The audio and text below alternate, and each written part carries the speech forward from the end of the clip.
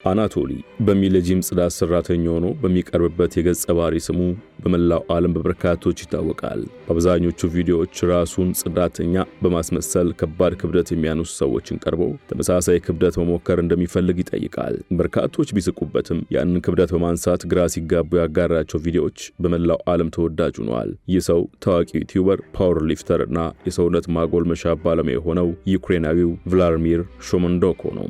ቭላድሚር እንደ አውሮፓውያን አቆጣጠር ነሐሴ 10 1999 በዩክሬን መሃል በምትገኘው ከ200 እስከ 300 ሰዎች ብቻ በሚኖሩባት ክሪስቶፖቭካ በተባለች ትንሽ መንደር ተወለደ። በ14 ዓመቱ የኢንተርኔት መዳረሻ አግኝቶ የአሜሪካ የሰውነት ግንባታ ባለሙያዎችንና ብሎገሮችን ቪዲዮዎች መመልከት ጀመረ።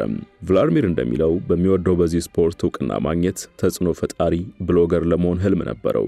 በእርግጥ በዚህ ባለንበት ዘመን ዝናና ሀብትን በአጭሩ ለማግኘት ሰዎች ብዙ ሲያደርጉ ተመልክተናል። ማህበረሰቡ ነውር ነው ብሎ የሚያግዛቸውን ድርጊቶችን መፈጸም፣ ጸያፍ የተባሉ ቃላትን መጠቀም፣ በጥቅሉ ከተለምዳዩ አኗኗር ወጣ ያሉ ነገሮች ማድረግ ዝና ያገኙ ጥቂት አይደሉም። ሙሉ ታሪኩን በመሿለኪያ ቲዩብ ያገኙታል።